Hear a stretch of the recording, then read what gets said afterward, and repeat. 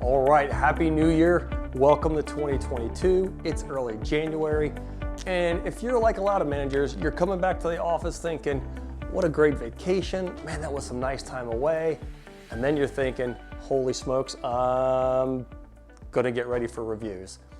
So today we're gonna be talking about reviews, and this is one of the spots where most managers are not comfortable having reviews, conducting reviews with their team members. So we're going to talk about some things that any manager can do to ensure that the review process goes more smoothly and is more effective, both for the manager and for the employee. So we've got 5 things to share, so stick around and we'll jump right in. All right, the number one thing, absolutely the number one thing that every manager can do to ensure that annual reviews go well is to avoid surprises. So the simplest way to avoid surprises is with ongoing and regular performance reviews.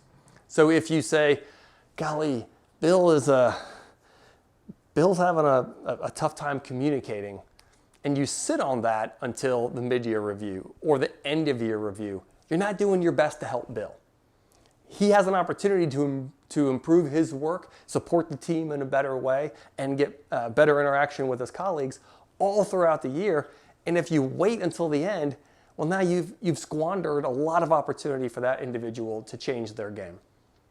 The other thing that can happen is if you get to the end of the year and you tell somebody something, they may be really frustrated thinking, well, dang it, that happened back in July. How come you didn't tell me anything about it until now? It's January. Geez, I would have changed lots of the stuff that I did. So avoiding surprises is the number one goal. My personal goal as a manager was whenever I went into an annual review, my goal was to make sure that it was something we had already talked about at least once. That way, when I said to folks, hey, most of what we talk about, or pretty much everything we talk about, we have covered in some form or fashion during the year. That reduced anxiety, reduced the number of surprises, both for them and for me. One way to think about this is it's a lot like driving your car. You don't lock into one position on the steering wheel and just hold it for any length of time.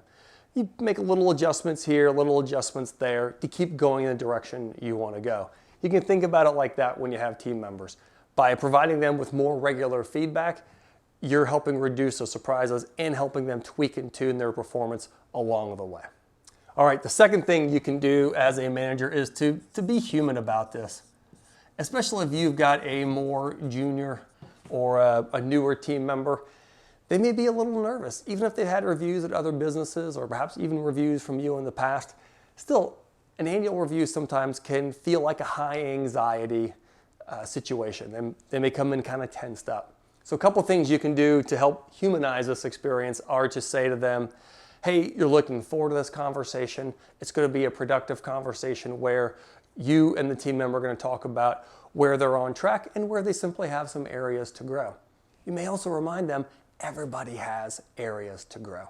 You can even share that you are looking forward to talking to your manager about where you have areas to grow, and that's how you have continually grown and adapted and succeeded yourself. It can help just change the framework a little bit so it's more of a conversation and a little lighter and not such a serious freaking thing.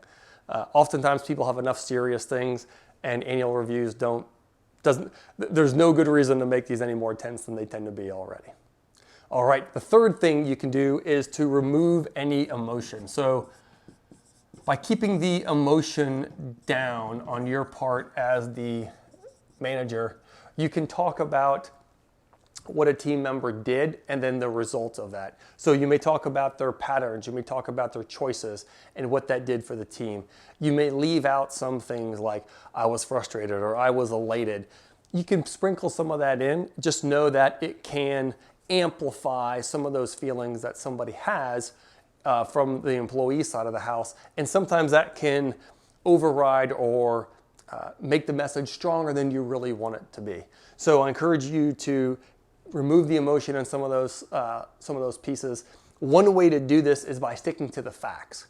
So as much as possible, whenever you've got the facts, and these are things like, hey, you were responsible for selling $1 million worth of software, and you sold 850,000. So you were short. You were 15% off of your goal. That's a fact. Now you get to have a different conversation. Also, it's not necessarily just about them as a person. You're not attacking them or commenting on their value as a human being. You're simply talking about their job performance. What's important here is remember that through this process, the outcome is how you can help them recognize where, hey, you're doing great, you're really on track, and maybe, hey, these are the few spots where there's some tweaking to do. Again, we've all got those, and this is a great way to be really clear and objective, and you can do that by staying with us as much of the facts as possible. Patterns are a great thing to identify or recognize here. So if someone has a behavioral or communication pattern, perhaps it's something that's problematic, like you tend to shut down conversations when things are becoming difficult. That can be a fact, and you may describe that fact or that pattern by giving several examples. Again, hopefully you're not surprising anybody because you've already had this conversation. Now you're just taking the year and putting a wrapper around it and saying, hey, in this discrete amount of time, here's where, again, you are on track and also where there's some growth areas for you. One of the other critical things to do is to leave the reviewer out. Now, what I mean by that is this is not as a reviewer, it's not your review. You're merely the person who is providing feedback, providing some documentation on the employee's year. So what am I really getting at with this? Most reviewers, a lot of managers, will use language like, I've noticed that you tend to fill in the blank. I've seen you do such and such. I've heard you say blah, blah, blah. Each time you say I, you are accidentally inserting yourself into this when that's exactly the opposite of what you really want to do. This isn't your review. Yours will be later or at a different time. What's important is this isn't about you, it's about that team member and what that employee has been doing throughout the year. So shift your language and make it really team member centric. Your responsibilities included. You did a fabulous job with this when you did such and such. You're stepping up and owning the responsibility around this program were exceptional. You demonstrated that by bang, bang, bang. Now you're hitting on what the team member did. You're not talking about you, what you saw, what you heard, what you observed, what you think. By the way, don't ever say, I think such and such.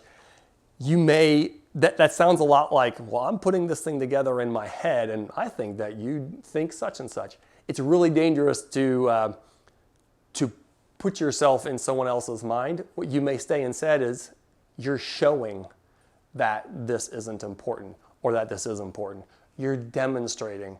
You have a pattern that shows or that reveals how you are approaching this thing. Again, now it's not about you, it's about what that team member is doing, their patterns, their behaviors, their communications. All right, the last one, number 6, little bonus, is usually at the end of the review or some point in the review, there's a conversation around how team members can grow. Oftentimes the team members will look to the manager and just say, well, what do you think? What I encourage you to do is turn that around. Ask them, what are their ideas for growth? What's essential about this is you're helping them recognize and remember that you as a manager, you're not responsible for their growth. You're not responsible for the career. You're not responsible for their advancement in this organization or any other organization. They are. They are completely responsible for themselves and their growth. So you want to ask them first, hey, based off this past year, where do you see you have areas to grow? How would you like to address that? What resources do you want to create some of this growth, create some of this change in yourself? Again, you're getting ideas from them. You're not just shoveling it out to them. What's critical here is they may come up with things that you haven't thought of. They also may come up with things that you think, gosh, that's okay, that seems legit. And this other thing is more important. So again, we'll go back to the example where a team member was having a hard time communicating or was shutting down a conversation when things didn't go well. A manager might say, hey, I hear what you're saying for your ideas. We will get to those this year, or we'll get to those in the future. What's going to be more important for you right now, given the role you're currently in, is for you to get some training on how to have difficult conversations. So we're going to front load that into your training for this year. Now what you're doing is you're not just taking their idea and saying, oh, well, if they recommend it, we got to do it. You as the manager still have the ability to direct and steer their training. What's also important here is you may hear their ideas not just for where they are now, you may hear their ideas for where they want to go. So if you got a star performer, let's just say his name is Kevin, because I used to work with a Kevin who was a star performer. If I talked to Kevin and I would say, hey, Kevin, you're in this role now. Where do you want to go in, say, 3 years or 5 years? He may say, oh, well, I'd like to get into this position, or I really want to do this. Awesome. What do you want to do to help yourself grow so that you'll be ready to jump into that position? Now, instead of me telling him, I'm getting his input. Again, I'm helping him be responsible for his career, his success, his trajectory. And now he can say, oh, geez, I really think this class is going to help. Whenever you ask people for their ideas, I encourage you informing them ahead of time. Hey, I'm going to ask you for your ideas for growth for the future, and have that ready when you come to the review. Or you may follow up after the review and say, okay, we've talked about the past year, now we're going to talk about next year and how we're going to prepare for that. And that could be a part of that conversation. Also be sure, oftentimes those are the two pieces to most reviews, is what happened last year and then what's going to happen in the future. Be sure to keep those really clean. Give honest time and dedicated time to each one of those parts. And they may even be totally separate conversations. Some places kind of push them together. Just be sure you hit both parts of that so that you don't overload one at the expense of the other. So we'd love to hear what ideas you guys have, how you as a manager are helping your reviews be more successful, stay on track. Share those in the comments or shoot me an email. We always love to hear what folks are doing. Thanks so much for watching. If you want to see other videos, please hit subscribe to our YouTube channel. You can also go check out our blogs to see all the wonderful things that we write out each week. Take care.